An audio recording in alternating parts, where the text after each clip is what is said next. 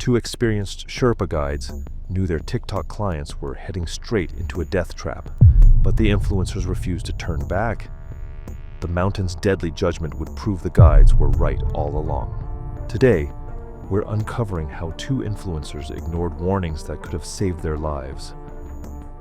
It was November 8th, 2023, on Manaslu, Nepal's 26,781-foot Mountain of the Spirit that rises like a deadly pyramid in the remote Gorkha region.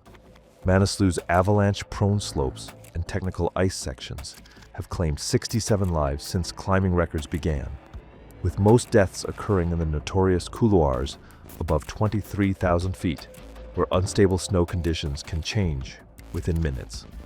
The mountain's isolation means rescue operations are nearly impossible, and climbers who make mistakes often die alone in the snow. Sofia Rivera was 20, a lifestyle influencer from Austin who had built her following by documenting extreme challenges and adventures. Her content focused on pushing personal limits and inspiring others to overcome their fears, featuring everything from skydiving to free solo rock climbing. She had discovered mountaineering 8 months earlier and saw it as the ultimate test of mental and physical strength. Jordan Blake, 23, was a travel content creator from Seattle who specialized in documenting remote and dangerous locations. His videos featured him exploring abandoned buildings, swimming with sharks, and hiking through war zones. Jordan had completed several technical climbs in the Cascades and convinced himself that his experience with Pacific Northwest mountains had prepared him for Himalayan conditions. Both influencers had arrived in Nepal 4 weeks earlier, documenting their acclimatization process and building anticipation for their summit attempt. Their plan was ambitious: become the first people to live stream continuously from Manaslu's summit, creating real-time content that would showcase the mountain's beauty while demonstrating that social media could inspire others to pursue their dreams. Sofia had limited high-altitude experience, but possessed exceptional mental toughness and physical conditioning from years of competitive athletics. She had completed advanced wilderness first aid training and could handle technical climbing equipment competently. Her understanding of avalanche safety came from a weekend course in Colorado, but she had never experienced the complex snow conditions that make Himalayan climbing so deadly. Jordan had more mountaineering experience, having climbed Mount Rainier and several technical routes in Alaska, but had never faced the extreme altitude and weather conditions of an 8,000-meter peak. His approach to dangerous situations was methodical and research-based, but his knowledge came primarily from books and online resources rather than hard-earned mountain experience. They were assigned to Angdorje Sherpa, 41, and his son Pemba, 24, both from the village of Samagaon, whose families had been guiding climbers on Manaslu for 4 generations. Angdorje's father had died in an avalanche on the mountain in 1998, and his grandfather had been among the first Sherpas to establish climbing routes on Manaslu's treacherous slopes. Angdorje himself had summited the mountain 32 times and possessed an almost supernatural ability to read avalanche conditions and weather patterns. Pemba had 14 summits and was known for his ability to assess snow stability using traditional methods passed down through generations of mountain guides. He could identify dangerous avalanche conditions from subtle visual and auditory cues that modern avalanche safety equipment often missed, and had prevented numerous deaths by refusing to guide clients through unstable terrain. From the beginning, both Sherpas observed concerning signs about their clients that went beyond typical inexperience. Sofia's gear was high quality, but showed she didn't understand the specific demands of Himalayan climbing. Her sleeping bag was rated only to -10 degrees Fahrenheit, inadequate for the -40-degree conditions they would face at high camps. Her avalanche beacon was a basic model that lacked the range and reliability needed for serious mountaineering. Jordan's equipment revealed similar gaps in understanding. His mountaineering boots were designed for temperate climates and would provide insufficient insulation at extreme altitude. His ice axes were lightweight models suitable for technical climbing, but inadequate for self-arrest in the deep, unstable snow they would encounter on Manaslu slopes. Both influencers carried extensive camera equipment. including multiple phones, action cameras, live streaming gear, and portable satellite transmitters. This equipment added nearly 20 pounds of unnecessary weight and required constant attention that would distract them from essential safety protocols. They were more focused on documenting their experience than developing the mountain awareness that keeps climbers alive. On November 7th, Ang Dorje conducted his evening snow assessment at Camp 3, positioned at 23,500 feet on Manaslu's northeast face.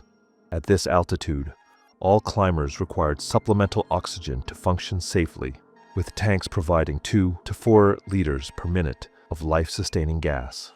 Throughout the day, he had observed troubling signs that his decades of experience had taught him to recognize as warnings of catastrophic avalanche conditions. The wind patterns had created dangerous loading on the slopes above, depositing fresh snow over a weak layer that had formed during the previous week's temperature fluctuations. Most concerning was the snowpack structure he detected through traditional testing methods. The new snow had bonded poorly to the underlying layers, creating a classic slab avalanche scenario where the entire slope could fracture and slide with minimal disturbance.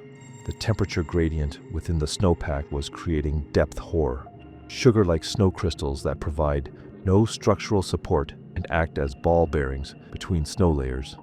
That evening, Ang Dorje gathered Sophia and Jordan in their tent and delivered his assessment with characteristic directness.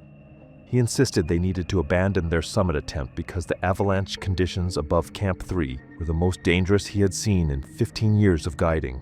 The slopes they needed to cross were loaded with unstable snow that could slide at any moment, burying anyone caught in the path under tons of debris. Sophia pushed back against Ang Dorje's assessment with confidence. She had been conducting snow pit tests all morning using her avalanche probe and shovel, finding consistent layer bonding throughout the snowpack.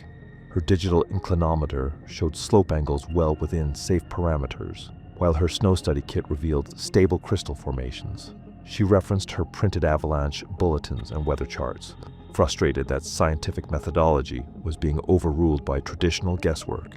Jordan backed Sophia immediately, his voice tight with frustration. They had spent 8 months planning this expedition, invested over $30,000 in permits and equipment, and coordinated with multiple sponsors who were expecting summit content. His entire brand was built on conquering impossible challenges, and turning back now would destroy his reputation as a fearless adventure creator. He had memorized every avalanche safety manual, studied snow science textbooks for months, and completed wilderness rescue training. He knew the theoretical risks better than most guides.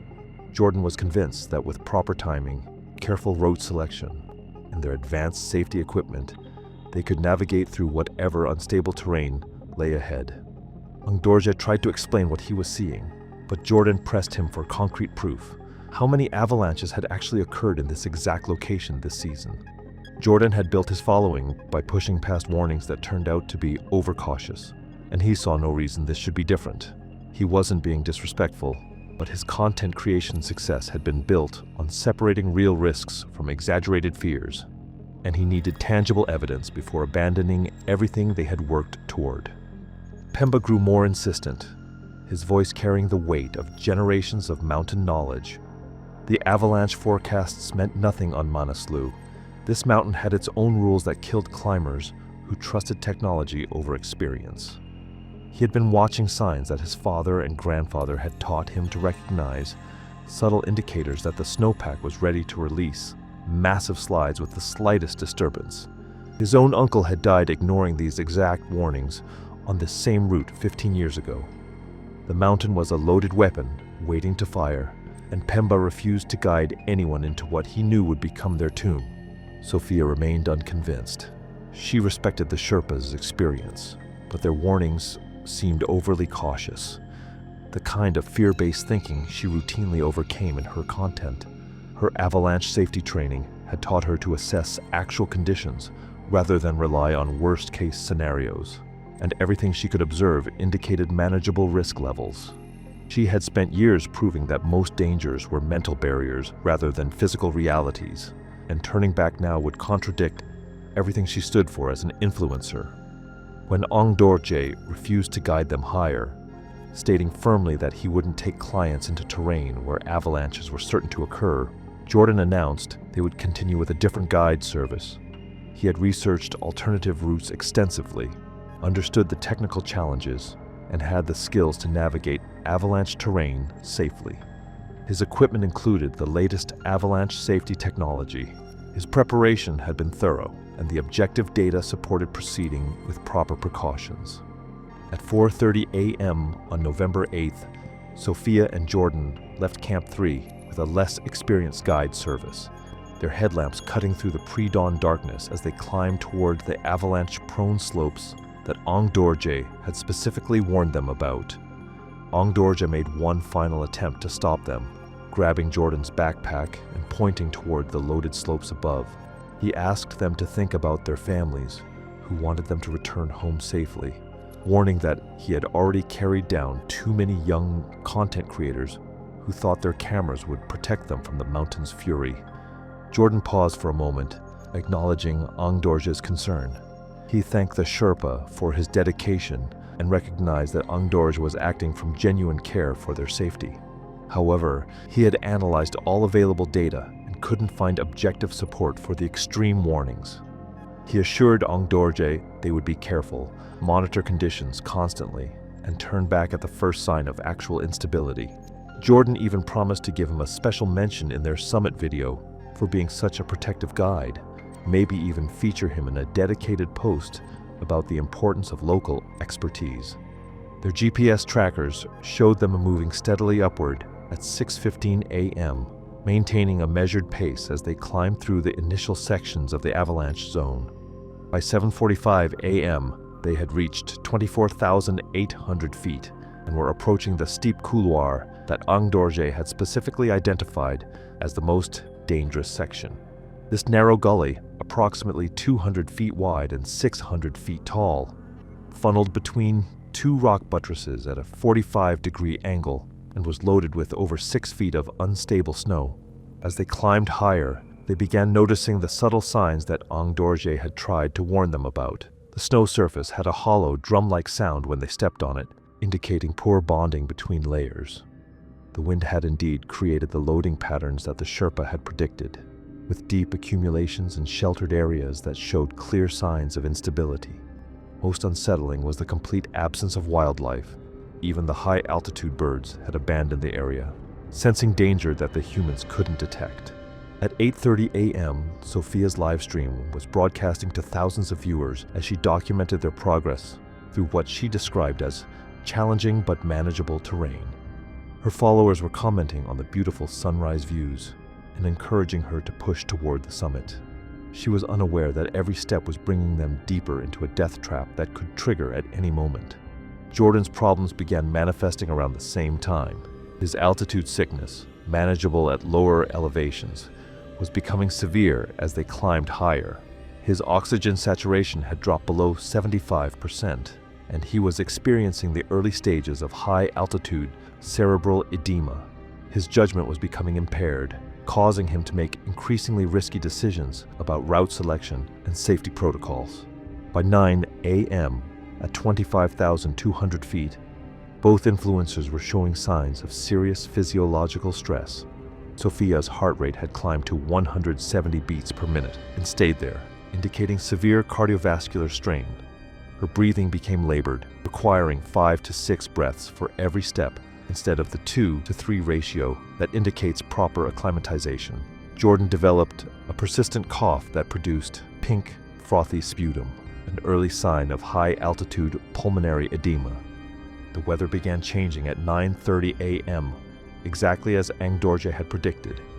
Wind speeds increased dramatically, reaching 50 miles per hour and creating additional loading on the already unstable slopes. The temperature rose slightly, a seemingly positive change that actually made avalanche conditions more dangerous by weakening the bonds between snow layers. Visibility decreased as spindrift, wind-blown snow, began obscuring their vision and filling their airways.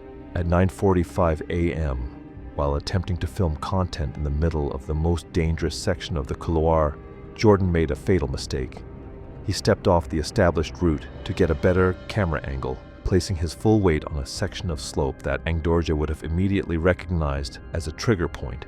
The snow beneath his feet made a sharp cracking sound that echoed off the surrounding walls like a gunshot. The avalanche began instantaneously. A fracture line appeared across the entire width of the couloir with a sound like thunder, and the massive slab of snow began accelerating down the steep slope. Sophia, positioned 50 feet below Jordan, had less than 3 seconds to react before thousands of tons of snow engulfed both climbers. Jordan disappeared immediately into the moving wall of debris, his body tumbling violently as the avalanche carried him down the mountain. The initial impact knocked him unconscious as he was subjected to tremendous rotational forces that twisted his spine and shattered his ribs. His helmet was ripped from his head, his ice axe torn from his grip, and his backpack completely stripped away by the tremendous forces. Sophia attempted to escape by diving toward a rock outcrop, but the avalanche was moving too fast. She was caught by the edge of the debris flow and carried 400 feet down the slope before being buried under 8 feet of avalanche debris that set like concrete around her body. Her airways were completely packed with snow that had been forced into her mouth and nose by the tremendous pressure. The avalanche continued for nearly 3 minutes, carrying Jordan 1,800 vertical feet down the mountain before finally coming to rest in a massive debris field, covering an area larger than 10 football fields. He was buried beneath 12 feet of compacted snow that made movement impossible and breathing nearly impossible. The weight pressing down on him was enormous. Thousands of pounds of snow that had compressed into an almost solid mass. Jordan regained consciousness approximately 8 minutes after the avalanche stopped, finding himself in complete darkness and unable to move any part of his body. The immense weight of the snow above him made breathing extremely difficult, and he could feel the crushing pressure against his broken ribs. The cold was immediate and penetrating, and the silence was absolute except for his own labored breathing. His injuries from the avalanche were catastrophic. His cervical spine had been severely damaged, causing paralysis from the neck down. 6 ribs were fractured, with several having punctured his left lung, causing it to collapse and fill with blood. He had suffered severe head trauma from impacts with rocks during the tumble, and his pelvis was crushed from the rotational forces he had experienced. Sophia's situation was equally desperate. She had regained consciousness to find herself buried under 8 feet of snow with only a small air pocket around her face. Her left arm was broken in 2 places from the impact, and her shoulder was dislocated. Most critically, the snow around her was slowly compacting, gradually reducing the size of her air pocket and making each breath more difficult than the last. Jordan remained conscious for approximately 4 minutes, experiencing the terrifying reality of being buried alive while his body shut down from massive trauma and oxygen deprivation. As his brain was deprived of oxygen, his vision faded and his thinking became confused.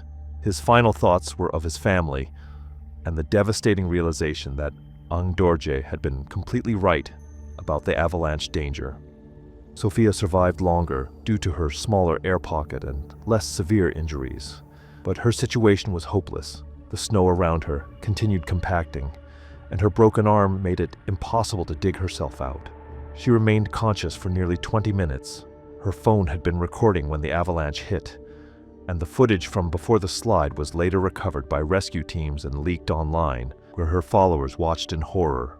The search for both influencers began when they failed to check in via satellite communicator at their scheduled 11 a.m. contact time.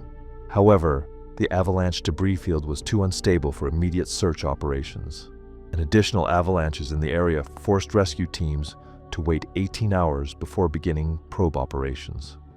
When the search finally commenced, rescue teams located Jordan's body after 6 hours of methodical searching. Sophia's body was found 4 hours later, both requiring extensive excavation to free them from what had become essentially concrete tombs. The recovery operation was dangerous and exhausting, with rescuers working in shifts to avoid triggering additional avalanches. The investigation revealed that Angdorje's assessment had been completely accurate. Snow scientists confirmed that the avalanche had been triggered by exactly the conditions the Sherpa had warned about. The snowpack analysis showed a textbook example of slab avalanche formation, with a weak layer of depth hoar providing no structural support for the heavy snow above. Both families struggled to understand how their children had made such fatal errors in judgment. Sofua's parents, who had always supported her adventurous spirit, found themselves questioning whether they should have discouraged her increasingly dangerous pursuits.